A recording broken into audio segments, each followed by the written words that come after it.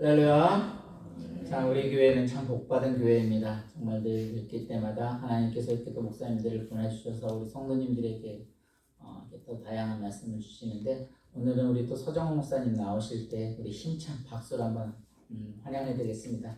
목사님 감사합니다.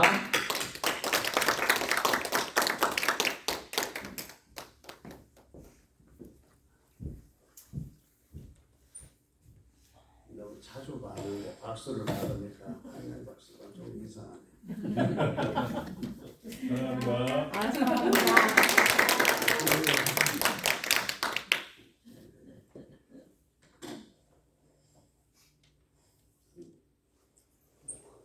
기도 한번 합시다. 하나님 은혜를 감사합니다.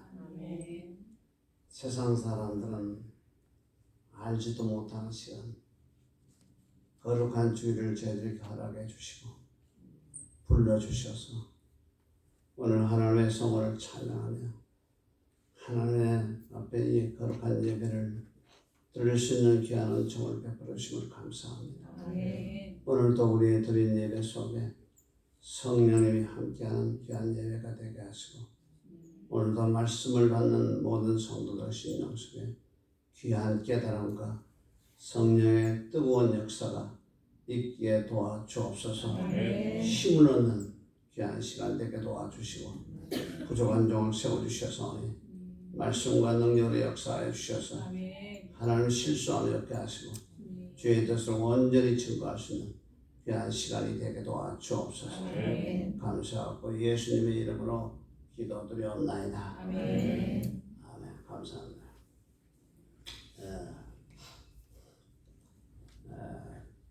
이 사람들마다 또 이렇게 스타일을 달라서 목사님들마다 또 이 설교하는 그 내용들도 좀 다른 것 같습니다. 저는 이제 기도를 굉장히 중시하는 사람이라서 또 오늘 이 본문을 제가 선택을 하게 됐습니다. 오늘은 위기를 극복한 히스기야의 기도 응답이라는 말씀을 가지고 은혜를 나누려고 합니다. 히스기야 왕은 25살 때에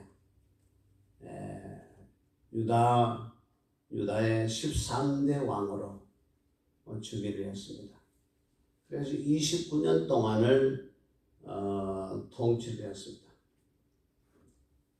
이 히스기야는 유다 왕들 중에서 굉장히 뛰어난 특별히 모범된 그런 왕들 중에 들어가는 사람입니다. 다윗 시대 그 버금가는 태평성대를 이룬 왕이고 얼마나 그 당시에 부유했던지 금은보와 보석들을 따로 보관하는 창고가 있었답니다. 창고를 만들었고 또 공유와 또 기름과 포도주 또 향 이런 식품들을 또 보관하는 창고가 있었고 또 뿐만 아니라 이제 요즘은 별거 아닙니다만 당시에 양들을 위해서 큰 우리를 만들고 또 소와 양떼들 짐승들을 위해서 우리를 만들었다고 합니다. 뿐만 아니라 이 히스기야 왕이라고 하면 우리가 기억나는 사건이 하나 있습니다. 91년도에 이스라엘 가서 히스기야 동굴을 들어가 봤습니다. 이 히스기야 동굴은 547m나 되는데 아수르의 그 전쟁을 대비해 가지고 침략을 대비해서 그들이 성을 둘러싸버리게 되면 식수가 떨어져서 살 길이 없으니까 미리 예비를 한 겁니다. 그래서 유일하게 물이 많이 솟아나는 기브온샘에서부터 성박기죠.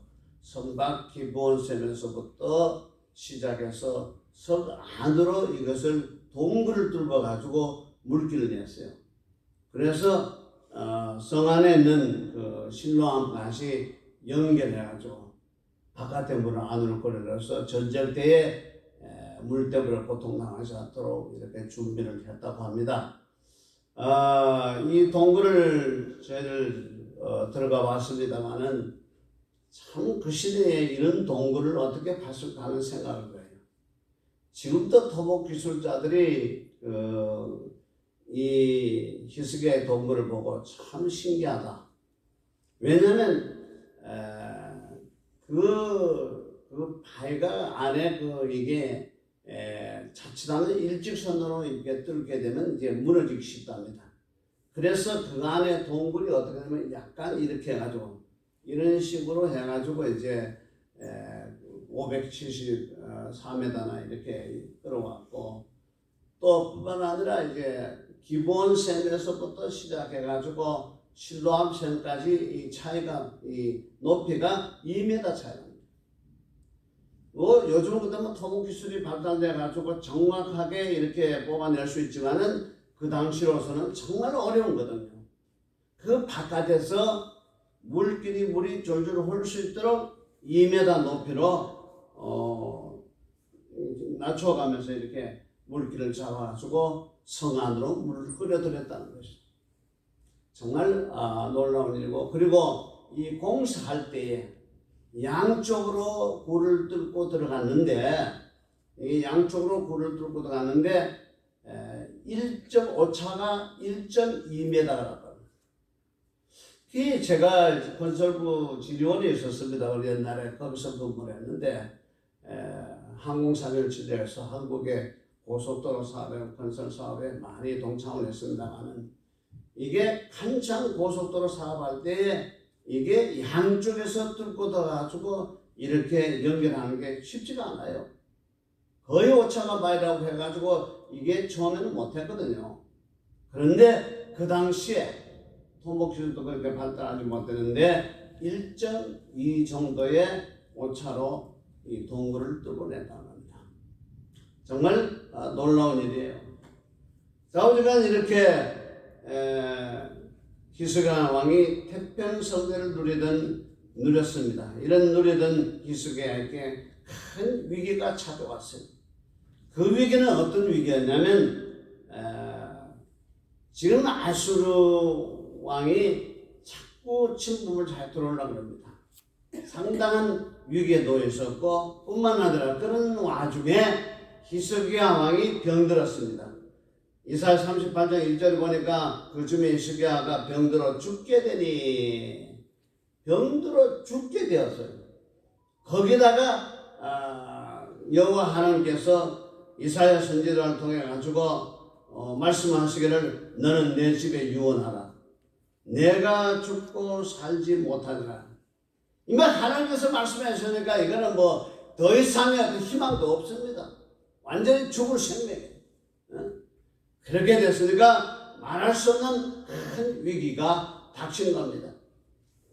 위기가 닥쳤는데 어떻게 해서 히스기야가 그런 태평성대를 누리고 정치를 참 잘했는데, 그런데 어떻게 해서 히스기야가 이런 어려움을 당할 수가 있었는가?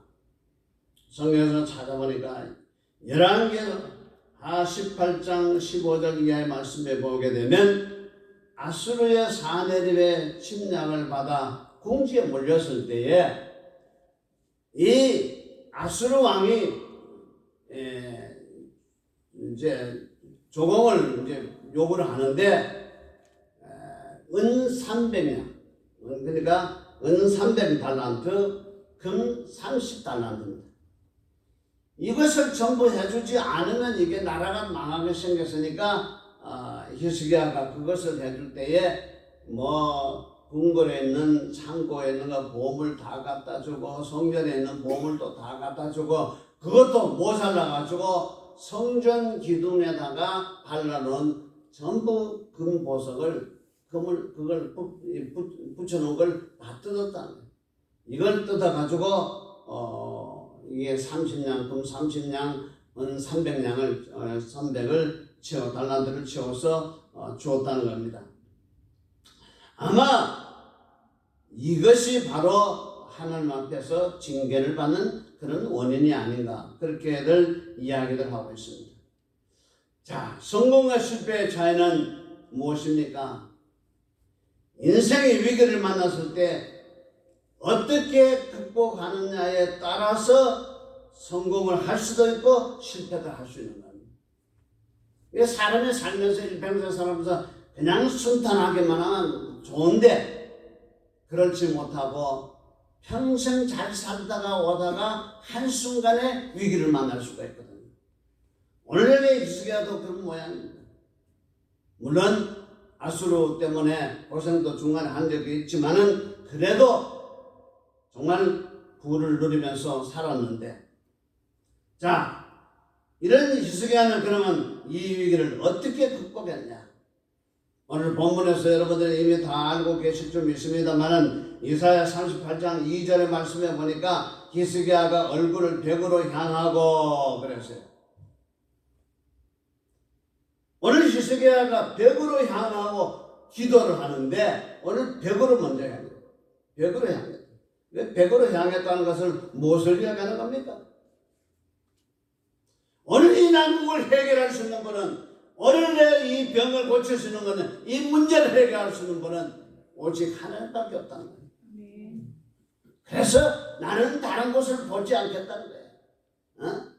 바알도 보지 않고 아세라도 보지 않고 세상의 어떤 무당도 보지 않고 오직 하나님께만 나는 매달려야 돼요. 하나님께만 기도해서 해결을 받아야 되겠다는 그런 각오가 아니겠어요? 그래서 히스기야는 벽을 향해서 하나님 앞에 기도하게 했습니다. 자, 그의 기도를 했는데 그의 기도의 성격을 한번 봅시다. 내용이 어떤 내용이냐? 첫째, 눈물의 기도였다. 역시 3절의 말씀에 보니까 심히 통곡하니, 심히 통곡했습니다. 이 통곡했다고 하는 것은 이거는 보통 기도에 눈물을 흘리는 정도가 아니고, 사무엘상 2장의 말씀에 보면 10절 이하의 말씀에 보게 되면 이 한나가 군인에게 계속 그 대적을 당해가지고 고통을 당할 때에 어떻게 했어요? 그 하나님 앞에 실로에 올라가가지고 하나님 앞에 기도하는데 통곡부터 한 겁니다. 통곡하면서 기도를 하는데 나중에 가서 보니까 통곡에서 그 기도가 영적으로 충만하게 되니까 성령이 충만해가지고 입만 달싹달싹해져. 입만 달싹달싹하니까 엘리 제사장이 이렇게 보니까 이 여자가 무슨 대낮부터 술을 이렇게 먹어가지고 이렇게 그냥 입이 달싹달싹하는 거 해가지고 여자야, 포도주를 좀 끊어라. 포도주 좀 먹지 말라 이 말이야. 그러니까 한나가 하는 말이 뭐냐면, 나는 포도주를 먹은 여자가 아니고 내 심정을 하나님 앞에 통하는 거야. 내 심정을 마음과 마음을 하나님 앞에 통했다는 거야. 오늘 기도에서 가장 중요한 것이 뭐냐? 오늘 기도가 아무리 우리가 부르짖고 기도한다 할지라도 내 마음 심중에 이것이 마음이 하나님께로 통해야 되는 거예요. 네? 하나님께 통하지 않으면 하나님께서 우리를 어떻게 해요? 하나님께 통할 때에 성령의 하나님의 감동의 역사가 통했다는 거예요. 아마 여기서 오늘 히스기야의 기도도 통곡할 때에 하나님의 보좌를 움직이는 역사가 일어나지 않나, 저는 그렇게 생각합니다. 여기 말씀에 보면 시인이 통곡하며 5절에 가서 보니까 하나님께서 여호와께서 응답하시는데 내 눈물을 내가 보았다. 눈물을 보았다. 하나님께서 히스기야의 중심으로 보았다는 거죠. 한국에 정필도 목사님이라는 분 계십니다. 아마 부산 수용로 교회 하면 다 아실 거예요. 부산에서 제일 큰 교회입니다. 참 이거는 그 당시에 신학교 입학 당시에는 참 보기 드문 그런 인재였습니다. 왜 그러냐? 그 당시에는 신학교들이 우주 생기면서 그 당시에 이 신학교가 인가하지 않는 학교도 많았고, 목사 지원생들이 어떤 사람이냐면 신학교에서도 뽑는 기준이 사명감이 있느냐, 중생을 했느냐, 이게 기준이었어요. 그래서 학벌을 그렇게 보지 않았어요. 근데 이렇게 이 양반은 서울대학을 나오고, 이 양반이 그 당시에 서울대학을 나오고 총신을 간 사람들이 과연 몇 사람 되겠어요? 거의 없어요. 그런 인재지만은 이 사람은 총신을 졸업해가지고 많은 사람들이, 학벌이 좋은 사람들이 학자의 길을 선택하고 교수의 길을 선택하고 마음만 먹으면 얼마든지 갈 수 있는 그 길을 포기하고 이 양반은 부산 내려가지고 교회를 개척한 사람입니다.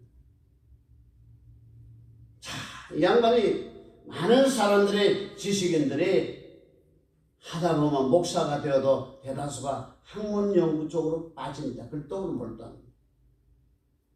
거의 기도에 대해서는 굉장히 소홀해요. 그런데 이 양반은 모든 것을 갖춰온 분이지만은 이 양반의 삶은, 목회의 삶은 성경과 기도입니다.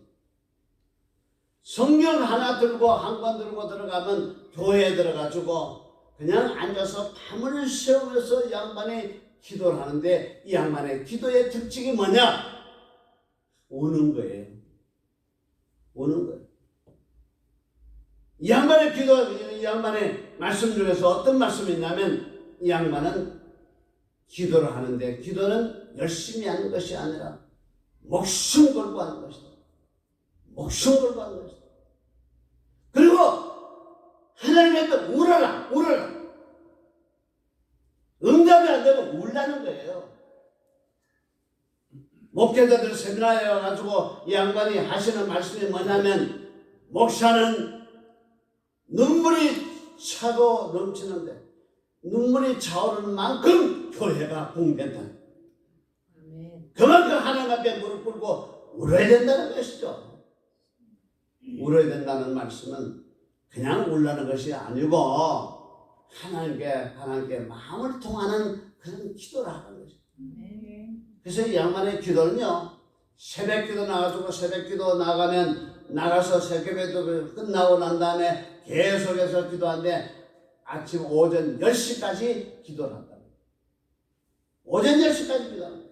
그 양반이 얼마든지 지적인 요소를 갖췄지만 그 양반이 하는 말은, 내가 목회를 이만큼 이룰 수 있었던 것은 내가 어떤 지식으로 목회를 한 것이 아니고 하나님의 은혜로 된 것이다.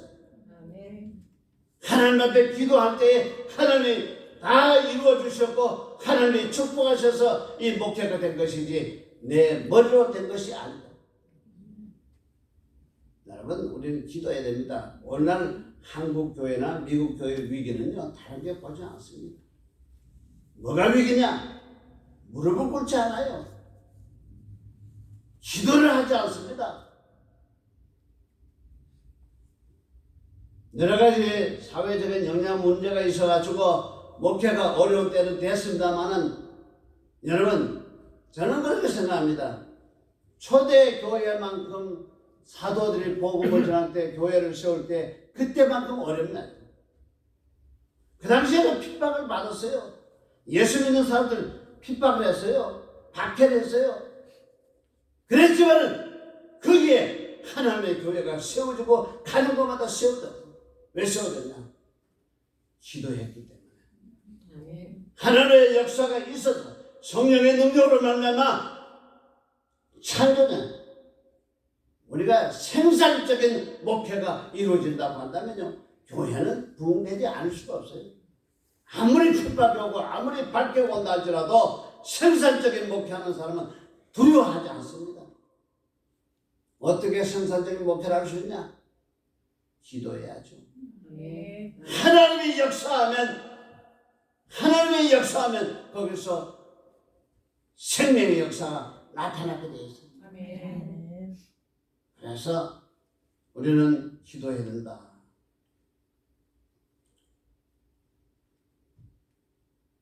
시편 50편 15절의 말씀에 보니까 환난 날에 나를 부르라.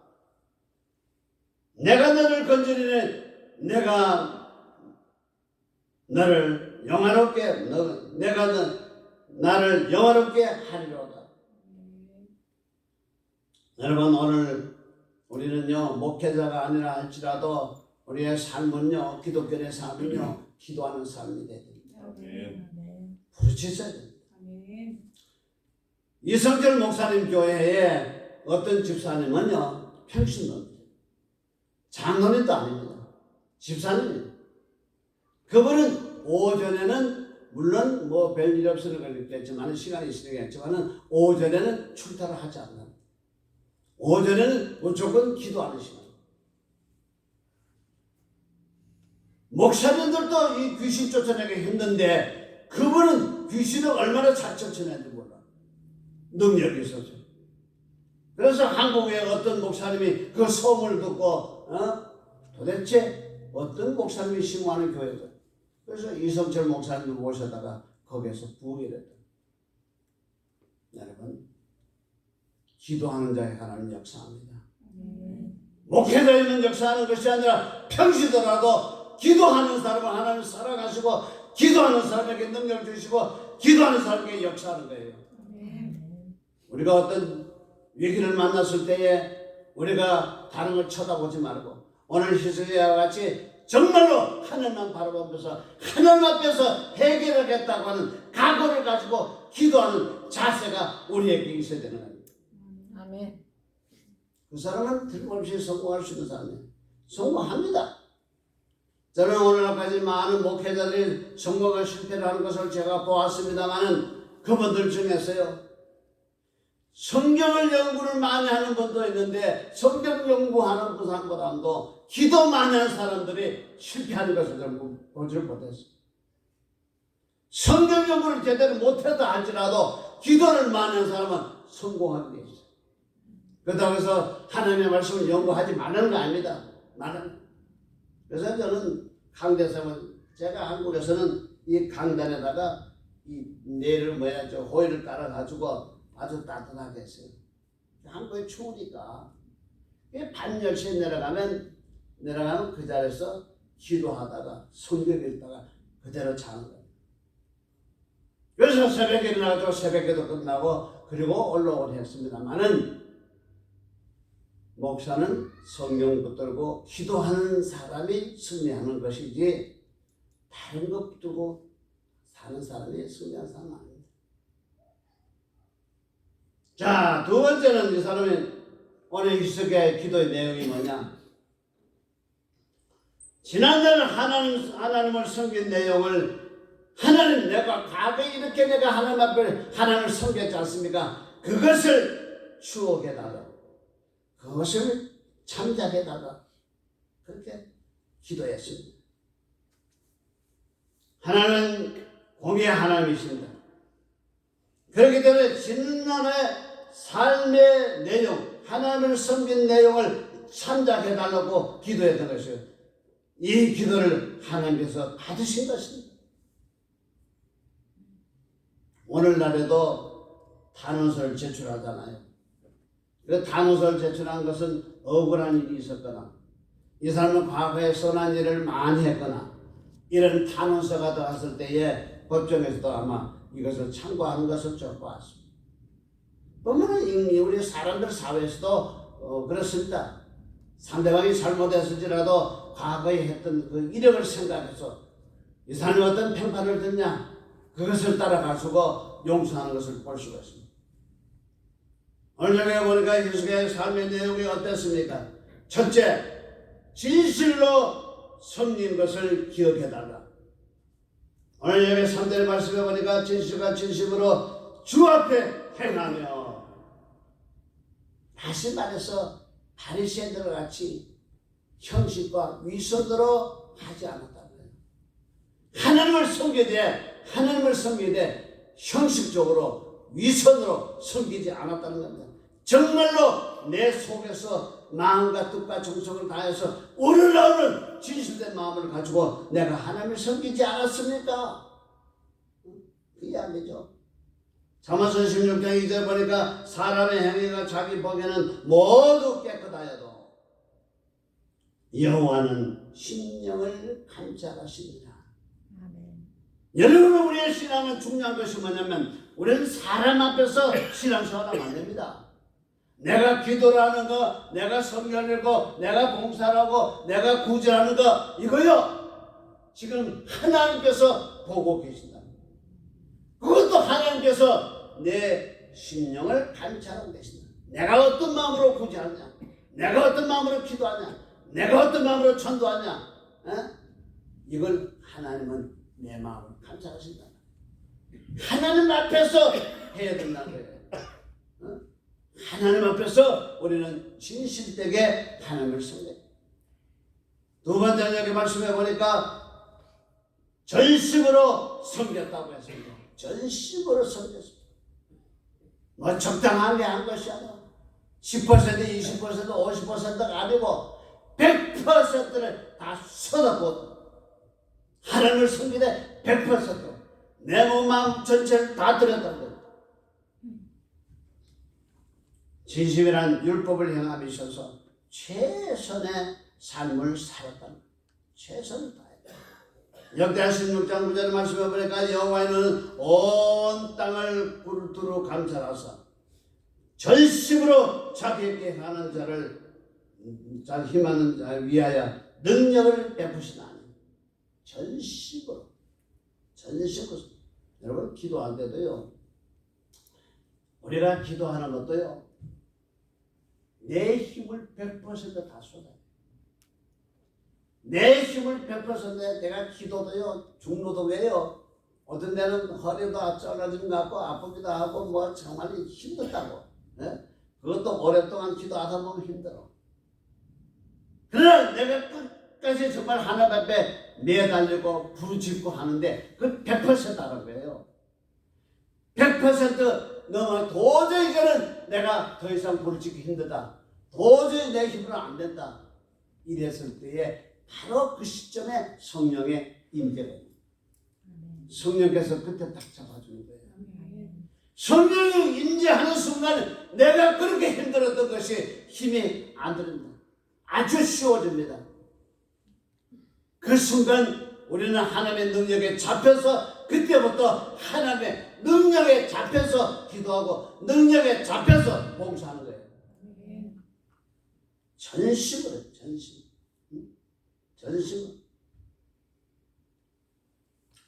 역대하 16장 9절을 보니까 여호와는 온 땅을 두루 감찰하사 온 세상을 다 감찰하사 전심으로 자기에게 향하는 자를 위하여 능력을 베푸시다.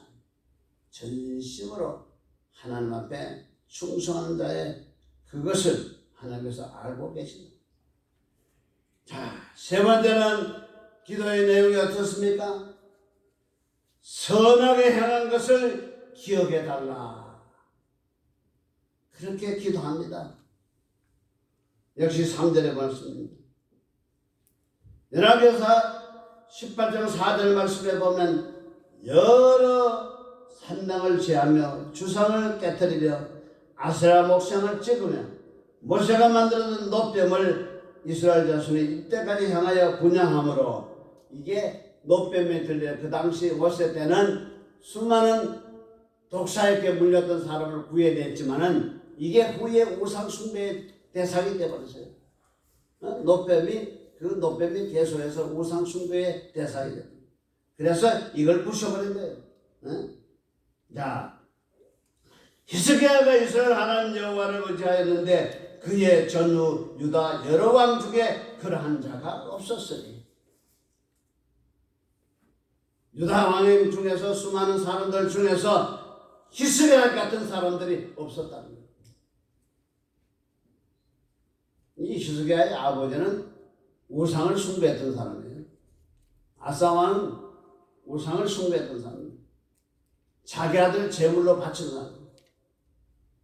그런데 히스기야는 자기가 자기의 주기하면서 그것을 완전히 종교교회를 통해서 새롭게 만듭니다. 산당을 다 없애버리고 부셔버리고 주상을 깨뜨려버리고 목상을 찍어버리고 놋뱀을 다 부셔버리고, 정말 하나님께서 기뻐할 만한 그런 일을 하는 거예요. 하나님께서 가장 기뻐하는 것이 뭐냐? 나 외에 다른 신을 섬기는 제일 싫어하거든. 일반 도덕적인 죄나 윤리적인 죄는 이 윤리적인 죄하고 다른 신을 섬기는 죄하고는 전혀 다릅니다. 차원이다. 윤리적인 죄나 도덕적인 죄에 대해서는 그렇게 말씀하셨는데, 하나님은 하나님 외에 다른 신을 섬기는 죄에 대해서는 몇 대까지 미워한다고? 3대, 4대까지 미워한다. 나는 질투하는 하나님, 질투하지. 자, 그런데 히스기야 왕이 이 아세라 목상 우상 숭배하는 것을 다 찍어버리고 부숴버렸으니까 하나님이 얼마나 기뻐했겠습니까? 그래서 야고보서 5장 16절을 보게 되면 의인의 강구는 역사하는 힘이 많으니라. 의인의 강구는 역사하는 힘이 많다. 응? 원래 히스기야가 엄청난 응답을 받는데 이 응답을 받을 수 있는 자격이 바로 있는 겁니다. 의인이야. 하는 것이 의인이야. 의인의 강구는 역사하는 힘이면 보통 사람의 기도하고 달라. 하나님의 것을 끌어내리는 힘이 다르다 이 말이에요. 진실과 전심과 선하게 섬긴 것 때문에 히스기야는 흑암 중에 빛이 일어나는 기적을 체험하게 된 것입니다. 흑암 중에 빛이 나는 기적을 체험. 오늘 우리 인생을 살 때에 우리가 위기를 만날 때마다 우리도 히스기야와 같이 만약에 산다고 한다면 여러분들 절대로 실패하지 않을 것입니다. 네. 틀림없이 성공자가 될 것입니다. 네. 그러면 히스기야는 어떤 응답을 받았습니까? 첫째, 생명의 연장을 약속받았습니다.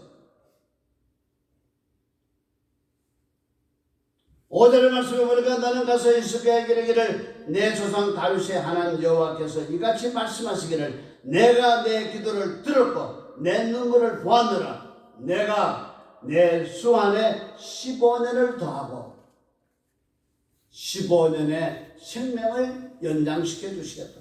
아멘. 두 번째는 무슨 응답을 받았습니까? 여기 말씀해 보니까 38장 6절에 보니까 너와 이 성을 아수리오 왕의 손에서 건져내겠고 그리고 내가 또 이 상을 보호하리라. 건져만 주는 게 아니에요. 계속해서 내가 지켜주시겠다 이 말이에요. 하나님께서 하나님께서 지켜주시겠다. 아수르 왕으로부터 보호해 주시겠다. 얼마나 큰 응답입니까? 네? 자, 히스기야가 병 고쳐가지고 일어났다 할지라도 만약에 아수르 왕이 쳐들어와가지고 만약에 쳐들어와 침략을 받았다면 사람의 생명이 무슨 필요 있습니까? 근데 하나님께서는 완벽하게 역사하는 겁니다. 하나님의 응답은 완벽합니다. 완벽하게 축복합니다. 셋째는 아들 므낫세를 얻었어요. 유대인들의 문화는 한국 사람의 문화하고 비슷해요. 요즘은 많이 달라졌어요. 옛날은 아들 안 낳으면 안 돼. 우리 외숙모니 딸 6 낳고 그때도 민을 못 버리고 기다렸어. 아들 낳았어. 마지막으로 아들 둘 낳았는데 그 시절로는요, 내가 생각해 보니까 그 아들 참 잘 낳았어. 둘 다 성공해가지고 개를 잘 이뤘습니다.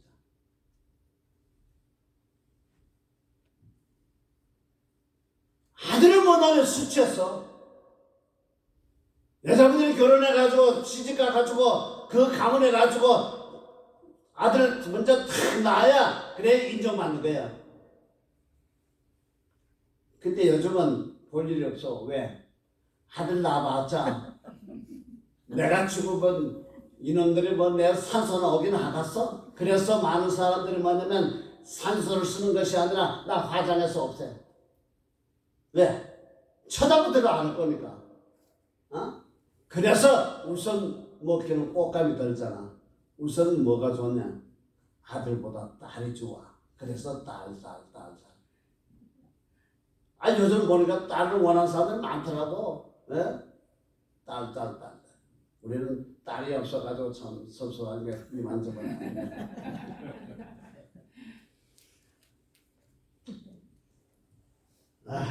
예, 딸이 있어서 참 좋았겠어요. 응?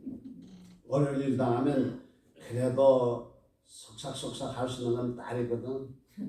며느리하고는 참 말하기 곤란하고 아들은 또 무뚝뚝해가지고 말을 하기 힘들고 이 딸이 보배라 요즘.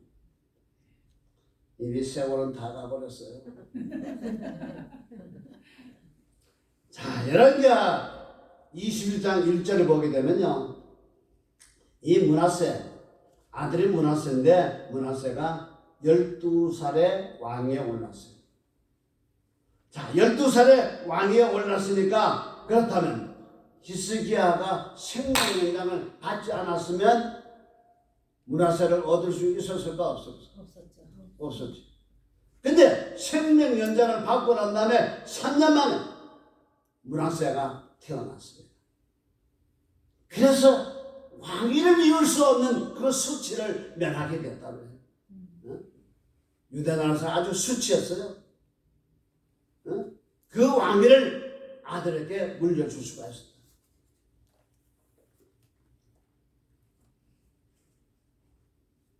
자, 하나님이 히스기야의 기도를 들으시고 축복을 했는데, 응답을 했는데 엄청난 축복을 하셨는데, 이 축복의 성질을 보니까 완벽해.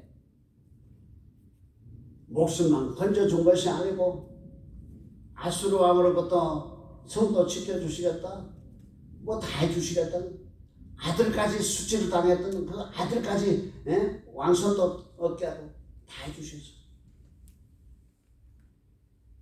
완벽하게 하나님의 축복했습니다.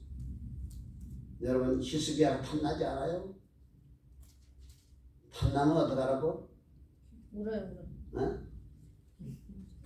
히스기야가 탐나면 여러분도 어려움을 그거 가지고 고민하지 말고, 근심 걱정해가지고 맨날 둘러 눕지 말고, 다른 데 가서 해결하려고 하지 말고 어떻게 돼? 하나님 앞에 기도해야지. 근데 기도도 급할 때만 와가지고 그냥 주여 아우성 친다고 될까? 뭐 그래도 되는 사람 있긴 하더라마는 대체적으로 안 되거든. 히스기야는 기도가 어땠습니까? 히스기야는 위기를 만났을 때만 부르짖는 것이 아니고, 히스기야는 어떻게 했습니까? 평소에 하나님의 말씀을 따라 하나님을 섬길 때 진심도 전심으로 선한 것을 행하면서 하나님이 기뻐하는 일을 하면서 하나님을 잘 섬겨. 다 위기가 왔을 때 정말로 하나님 앞에 목숨을 걸고 당신만이 나의 구세주입니다, 당신만이 나의 해결의 자입니다, 하나님이여 하나님 책임져 주시오. 하나님 앞에 매달렸을 때 해결되는 역사가 일어났습니다. 기도하겠습니다. 하나님 아버지 감사합니다.